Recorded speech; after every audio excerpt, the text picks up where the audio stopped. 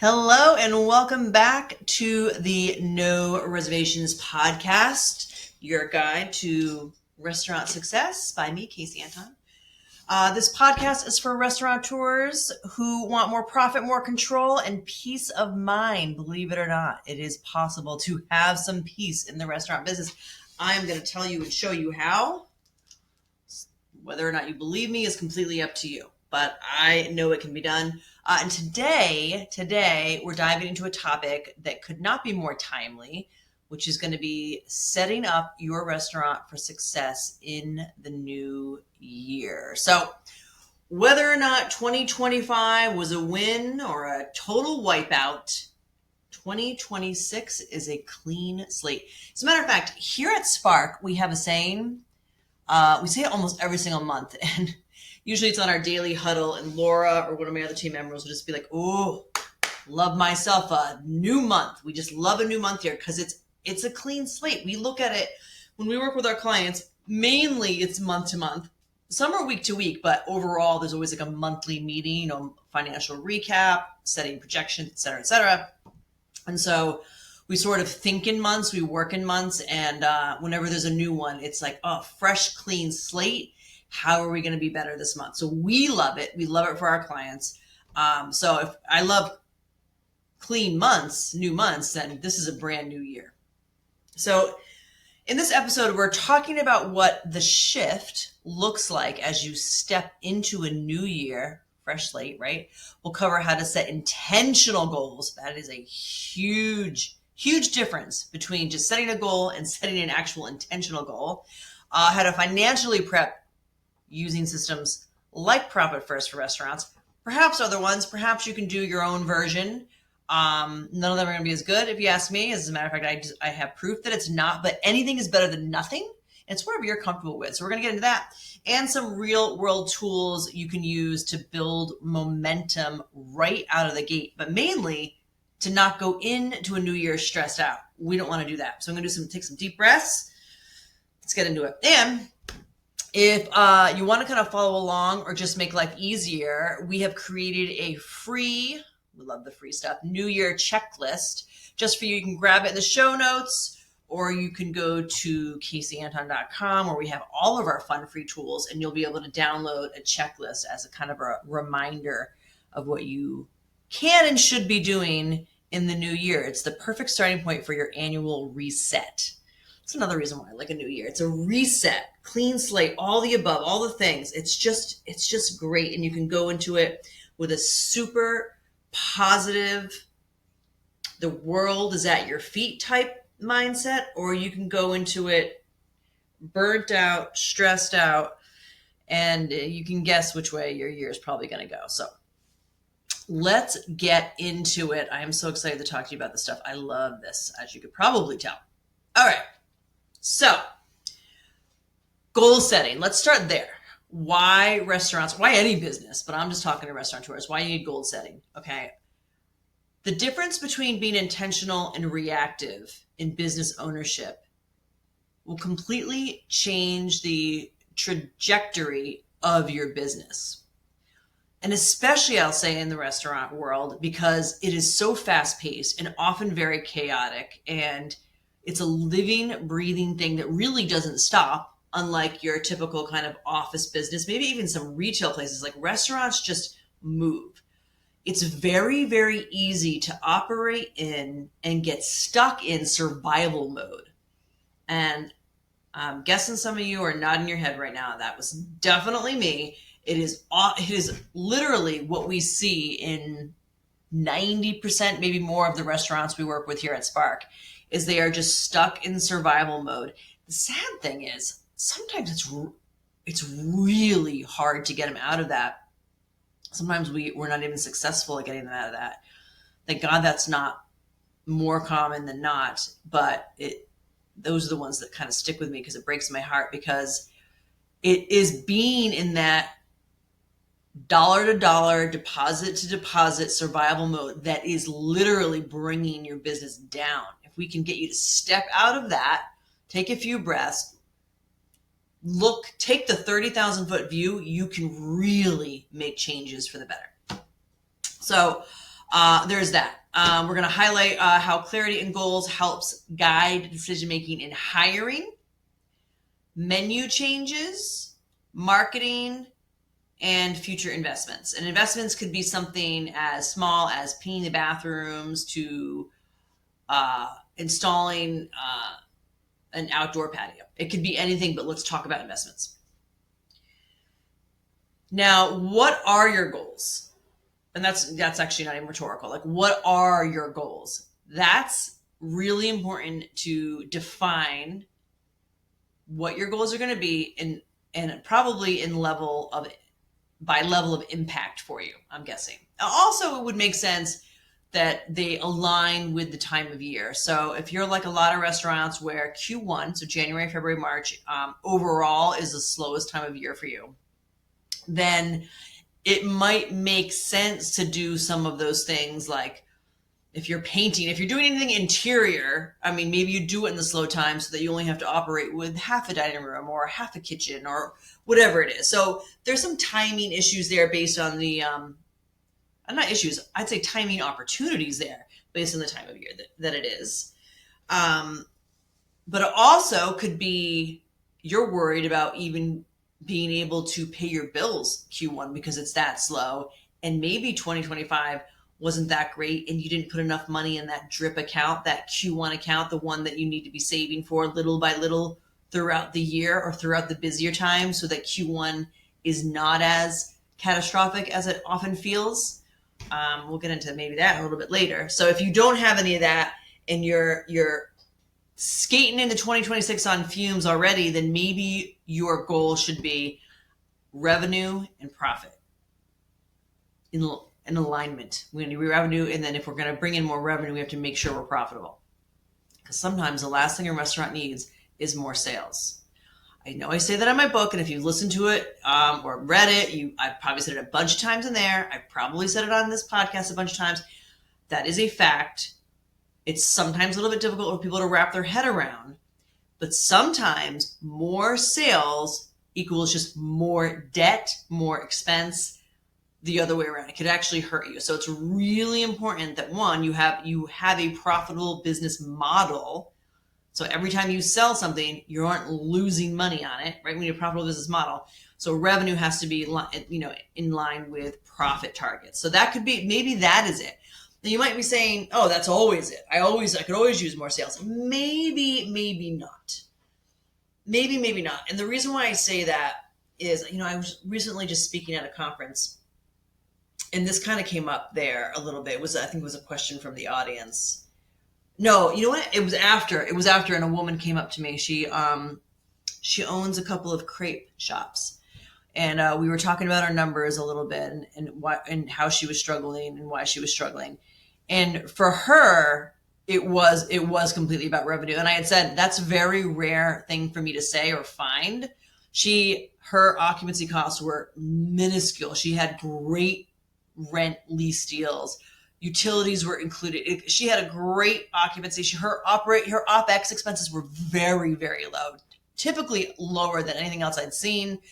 She was able to figure out a way to run the place with one employee. That's not ideal, obviously. You don't really want to have one employee for various reasons, not only security. What if they have to go to the bathroom? Things like that. But she was able to kind of find a way to do it with one, maybe 1.5 employees. So her costs were extremely streamlined. And even her profit margin on the crepes was great. Everything was locked in. Her issue entirely was sales. That's such a rare thing. But once we kind of figured out, like, below the line, meaning, if we put sales aside for a minute, how is your COGS? How is your labor? How's your occupancy? How's your OpEx? If all of that is as dialed in as you can possibly humanly get, then it is 100% about revenue. So her goal needed to be to work on how she was going to increase sales, some marketing plans. We have a whole bunch of stuff that we do with that when it's just about sales, because her model is built for profitability. It was just about that. So for her, that's that. Her angle was to go into Q1, really sitting down and figuring out for the rest of the year, or at least she was going to go the 6 months out, a marketing calendar. We had ideas around that. what she was going to do with social media, and with what little money she had for a marketing budget, because the sales were so low right now, very little money, what would be the wisest way to spend that, and what are things she could do that didn't cost money. So that was for her. For somebody else, it could be hiring a key team member. So there was another person that I talked to, I don't know if it was at the same conference or not, forget where it was, but it was also very recently, where they were the owners, they were working themselves to the bone, they were exhausted, they were in that state where you almost start to resent the business. God, I've been there. Let me tell you, that is no place to be. You do not want to be in that place. You do not want to be in that place where you resent your business. It's just, nothing good comes out of that. It's a danger zone. So I was talking to these owners, and they were just like, labor was an issue. They were trying to keep their labor costs down. So they were working in the business. They were working 6-7 days a week. They were burned out. And this is October. This wasn't even in, the height of the holiday season. So for them, their Q1 goal would be hiring a key team member, hiring a manager, maybe an operations manager, maybe a general manager, maybe an assistant manager. The whole thing is, their goal is they needed to hire someone else to take the heavy lift off their shoulders. So they're focused on, okay, what's this person look like? Let's brainstorm that. What's their schedule going to look like? How much can we pay them, and how much are they going to want to be paid? Can we bridge the gap there? That's a whole other thing. But if they, in a perfect world, and there's no reason to believe this wouldn't happen, because of course it's going to happen if you put the time, energy, effort, and systems in place, they're going to find that golden unicorn for them, and they're going to be like new people. So that's their goal. Other people, it could be they want to expand. Maybe they want to contract and refine the hours, because some hours aren't profitable. I was talking to one restaurant, they own a couple of restaurants, where they're saying they know that they're losing money head over tails, for lack of a better expression, on Mondays and Tuesdays. They had thought about closing, but there was a reason why they couldn't. Actually, I think one of them said that it was in their lease they have to be open because of their location, etc. That might be something you want to think about. Either, how do we do that? As a matter of fact, there's 2 ways to go here. Well, there's probably more than 2 ways, but there's 2 ways we discussed it going. The first one was, just sit down with your landlord, whoever wrote the lease. Let them know what's going on. No landlord in the history of, well, that's not true, because I have met some pretty nasty landlords out there. But overall, the majority of landlords in the world they want to see you do well, because then they don't have to worry about getting paid. And then, they have a popular spot. So if they ever want to sell that location, it's going to increase the value of that building. So overall, normal landlords want you to do well. And if you say, listen, this is a drag, Mondays, Tuesdays, it's a drag. I'm labor's through the roof. I can't get it, blah, blah, blah. It doesn't make sense. Can we at least try for me to close down or operate in different capacity or something like that? And just see, they can say no, and then you're right back to square one anyway. It's worth asking. But the other thing we were talking about, because with this restaurant group, they had said, we do some sales. It's not like it's empty. It's just not enough. Because even with the minimum scheduling for the day, I think they still needed like 2 people or maybe 2.5 people in the kitchen. They still needed, they could get rid of a host or whatever, but they still needed 2 strong people on the floor, something like that. So they knew how thin they could run, but that still was adding up and blowing out their labor costs. So, and it was really stressing out. I think it was mostly the kitchen labor that was really killing them, which would make sense. And I had just suggested, well, have you thought about doing a much more limited menu on those days? Maybe design a menu or siphon off a portion of the menu that your customers are used to, and design it in a way where 1 to 1.5 people could actually execute it. And it's a lighter menu, a smaller menu, a special menu, however you want to do it. Design a menu around very low labor, maybe very inexpensive labor. So maybe you don't need a skilled line cook or something there. And then also to go with that, or, part of that is you don't necessarily need to have the whole restaurant open. Maybe you try and I wouldn't do this in an obnoxious, ugly way where you put chairs on the top of tables in one part of the dining room and you only see the other. That look is terrible. But I bet there are some fairly inexpensive creative ways where you can kind of set a dining room. Maybe it's a large dining room and you only want to have 10 tables open. Maybe you do it with dividers, planters, something, and you just make more of a cozy bistro style. So therefore you only have to bring in like maybe one server and a food runner or something. And then the place looks busy if you kind of interior design it correctly with just some moving parts. And you only seat that small section, and maybe you call it something cute and different than your normal, just these are just some ideas to think about if you have to be open, or if you feel like it does make sense to be open, if the costs weren't so high. Who says you have to operate as normal? Try and do something a little bit creative, not for a ton of money, and see what happens. Another goal maybe for you is maybe you had to incur some ugly debt. The third party payer debt, the high interest rate debt, the expensive debt. We also call that mafia money debt. Maybe your goal is, I really just want to pay that off, get that off the books, and stay out of debt. So on the other side of that is, I really want to focus on creating a savings account and get into a habit of savings. We're going to get into that in the next section under financial planning. Or maybe it's, you're the owner, you're sick of working for pennies, and you need a way to pay yourself more. Again, we're going to address that in the very next section here. Those are just examples. I'm saying pick 1, 2, or 3. 3 might be too much. Maybe 1 or 2, your top priorities, and then lay out a game plan to get them done. Also, we have an online course that does this for you, self-directed online course called Rebuild Your Business, RYB for Rebuild Your Business. It's on our website. I don't actually mean to be salesy, but I will say it is great for this type of thing. We developed this kind of multifaceted, I think it's in a Google sheet. I think it's in a Google sheet. It's multifaceted and it walks you step by step by step, basically brainstorming all the things that you want to have done, distilling them down to the most impactful ones, and then all the way walking you all the way to the end where you develop an action plan to get it done. Some people need to work that way. That's why we created that course years ago, and it does really well, and it's very simple. It's not long, but man, you get a lot done doing that course. So I just want to put that out there.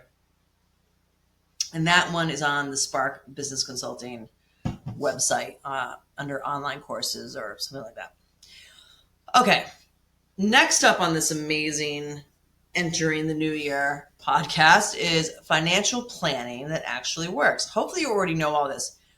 Hopefully you've implemented Mac Daddy Puff Cash. That is the Profit First for Restaurants cash management system, or some version of it. If you have already done it, you know exactly what I'm talking about and you're loving it and you're back for some more. If you don't know what I'm talking about, welcome, and this is going to change your life. So what Profit First is, and this is Profit First for Restaurants, is a way to control your cash that ensures that your business model stays intact. So I guess a better way for me to say that is, if you believe or have designed or want to believe and want to design your restaurant to have, for example, a 30% food and beverage cost, 30% labor, 30% operational expenses, so that's 30, 60, 90, and a 10% profit margin, then put your money where your mouth is, and using bank accounts, design a system that puts guardrails up around every dollar and ensures that actually happens. It's as simple as that. When you pick up a dollar and you set an intention behind it, that's what's going to happen with that dollar. So recently at that conference I was at, I gave this cash demonstration. I'm going to go over it real quick with you. And I think because it really seemed to hit home with a lot of people in the audience, so maybe this will connect with you as well. I had, in various denominations, $127 in cash in my pocket. And I said, all right, imagine this. You had a couple, they come to your restaurant, they spend $100. They leave a $20 tip.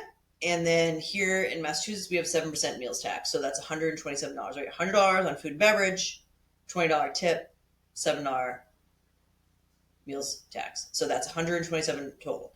Now, for most restaurants, or anyone not doing Mac Daddy Puff Cash, that $127 drops into your bank account, and then you start spending it because you're 45 days past due with your food vendor. You know that payroll's going to hit, rent's going to be due, you get that insurance bill, blah, blah, blah, blah, blah. And you have all this money going into one operating account, and you just like, oh yeah, I got to pay this. And the next thing you know, it's meals tax time, payroll time, whatever, and you're skating by the skin of your teeth to get it done. And that should never, ever be the case, because instead of having that $127 deposit that comes in your account in one account, one big pile of cash that you grab fistfuls and start giving it to people who are screaming the loudest, that money comes into one account called an income account. And immediately when that money comes in, could be daily, could be once a week, whatever, you then move $7 to a meals tax / sales tax account, because it's not your money anyway. So you don't want that, you shouldn't have that mixed in with your pile of cash to spend, because you can't spend it. So immediately transfer that out, and then you have a separate sales tax account, and that's what it's used for.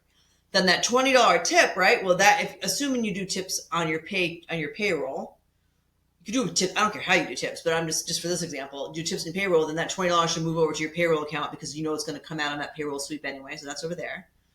So you got $100. Now you also know what else comes out when that $127 comes in if they paid by credit card, right?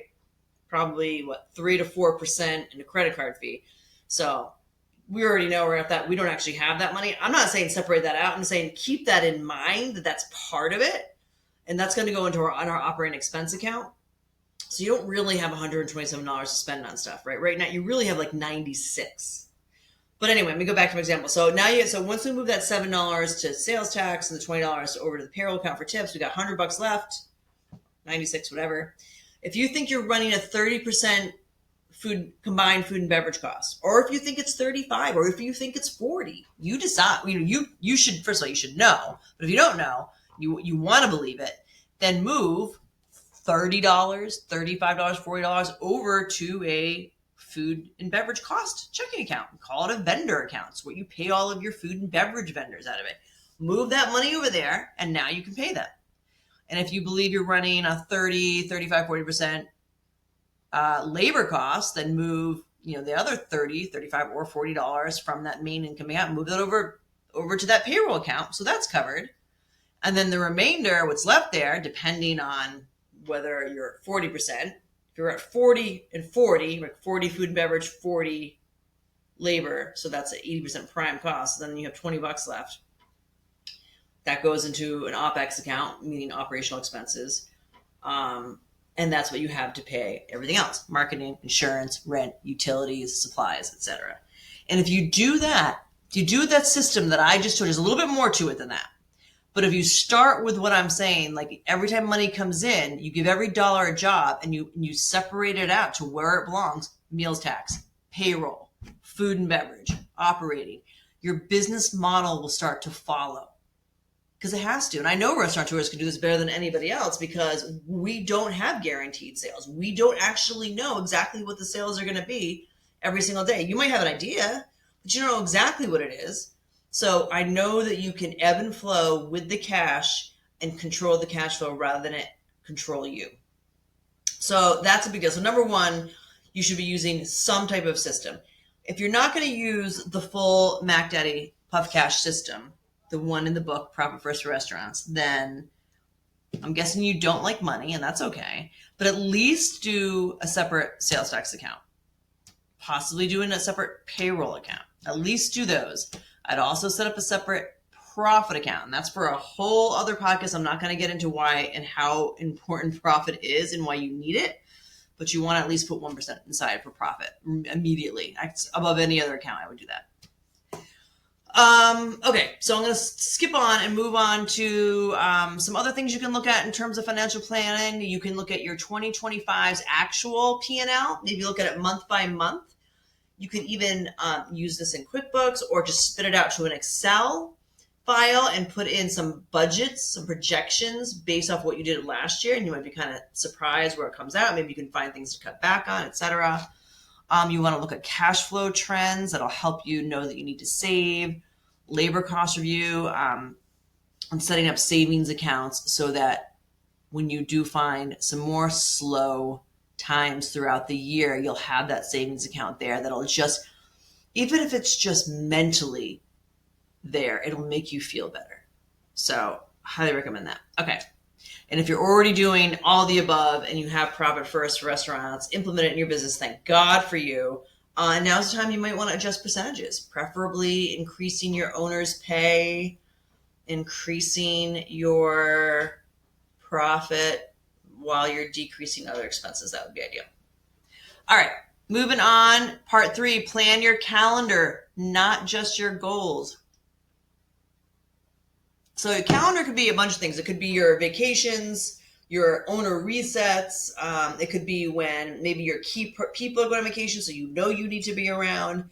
What I like to do here, and I know I've mentioned it, some of the other things I do, is I like to go on Google, put in monthly calendar, images will come up. You can download them for free. And then I like to print up 1 month, a blank empty calendar. I print them up and then I write down, all right, this is for January, this is for February. And then I start and I put in the days and then I start mapping things out. I like the visual of that. I like it in front of me. And then I eventually tape it to my big whiteboard so I can see it.